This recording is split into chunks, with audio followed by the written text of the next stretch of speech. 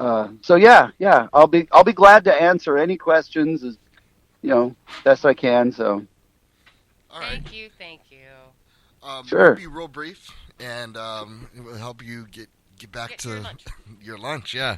It's all good. He's a buddy of mine. I can make him wait. It's not a Make business him meeting or wait. What something. does he do? He's in Yeah. the film industry. What does he do?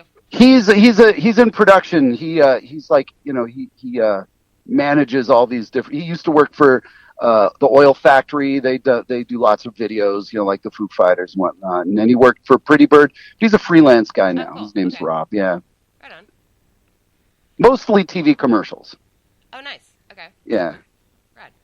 Awesome. We met what in 2013. You guys were doing a show at the theater, and we had a radio station right next to this theater. Do you remember? Which one? Where are you located? If I don't mind me asking, I'm a little askew with my brain right now. Um, we are in Ventura. Oh, yes. Okay, right, fucking next door. Yeah, Yeah. yeah, yeah. That's right. That's awesome. Dude, Yeah, I totally remember. We had a great little hang and had the boys. We all went in and did a little kind of I don't know radio spot or something yeah, it in was there. fun. Yeah, It was a totally fun fun. time. Awesome. Nice to re-meet you again. Yeah. Okay. What is your fondest Warp Tour memory? Well, the one of the things that leaps right to mind was befriending the Descendants and also the Pennywise guys. I've got a funny anecdote. Here's the deal. I'm an older punk rocker. My roots with punk rock really go back to the 70s, when we discovered the Pistols and the Jam and the Clash. That was kind of, my youth with punk rock. I honestly, I had that kind of fun like 5, 6 years later when everyone else were going punk. It was kind of like, it was more like the hardcore scene, which wasn't so much my thing. Felt a little bit misogynistic, though I know that's not 100% true. It felt a little homophobic, a little mean, a little violent. I was more kind of into the 70s punk rock, which in retrospect is more just like rock and roll with fancy, with crazy clothes and mohawks and whatnot. Yeah. So that was my generation. I forget exactly how I was going to tie this in, but oh yeah, the point being that I wasn't 100% up on a lot of the punk bands that would be considered my peers. Now, granted, I was very up on like Joey Cape and Lagwagon and stuff like that because we grew up together. So I knew his stuff. I met, Fat Mike through Joey when he was first, getting acquainted with, Fat Records. I guess they were like maybe the second or so signing, I don't know, to Fat Records. So, I met Mike early on and met all the NoFX guys when they were recording the White Trash, Two Heaves and a Bean record. But I wasn't 100% knowledgeable on who's in what band, and I remember being informed to stay clear of Fletcher from Pennywise. But the thing was, I didn't know. I hope you're recording this or something, because Yes. but I didn't know which guy was Fletcher. So my assumption right out of the gate was that Jim was Fletcher, and so I was avoiding Jim like the plague. And Jim, who's just the most sweet, calm, intelligent, and mellow, well-read kind of dude, and I'm avoiding him like the plague, just on warning. Meanwhile, whoever this giant motherfucker next to me is, he's this buddy that I've become pals with, and we're just drinking beers and having fun. I didn't realize for the longest time that was Fletcher. So, like, the dude, I think what saved me was that, like, I didn't have the fear. Fletcher, for however much he's considered this terrorizing beast of punk rock, he's one of the sweetest, smartest, most intelligent, capable, well-rounded dudes I've ever fucking hung out with. Love touring with the guy.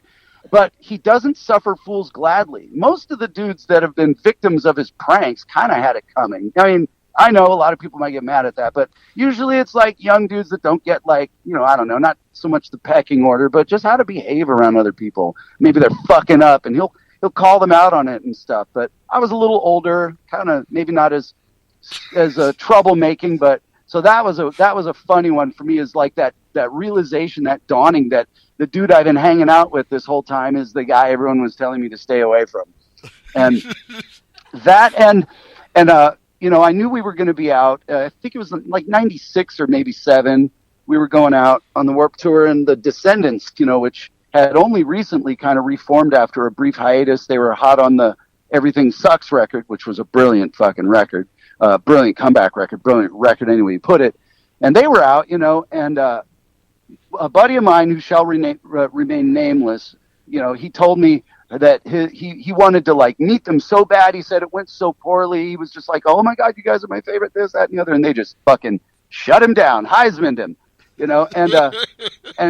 and so he was kind of all butthurt about that and sad. And what I found was when we met them, we were similar age, similar temperament. They were great dudes. It's just that I never came at them with that super fan shit. We talked about the lunch line or how hot and bubbly the asphalt of the parking lot we were playing in that day was going to be. And, we just sort of bonded on just normal behavior. And we were lucky enough to, on one or two occasions, have Milo come out and sing Bikeage with us, which we had been doing but had stopped when they reformed. And, lately we throw it in every so often if we're, feeling silly by the end of a show or whatever. But so that was like a thrill, because oddly enough, I think it was a Joey Cape moment. Joey, we spent a lot of time in Santa Barbara growing up as young guys, and he turned me on to stuff like the Pixies and the Descendants and stuff like that.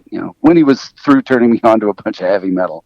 Yeah, we go way back. But so I dug the Descendants a lot. I always thought they were a great fucking band. So and kind of a lot of respect and legend status. So having Milo actually come out and sing with us is one of those Warped Tour memories that I'll always hold dear. And it's almost a pre-Warped Tour memory, but one of the earliest dates I had with my wife was at Kevin Lyman's place.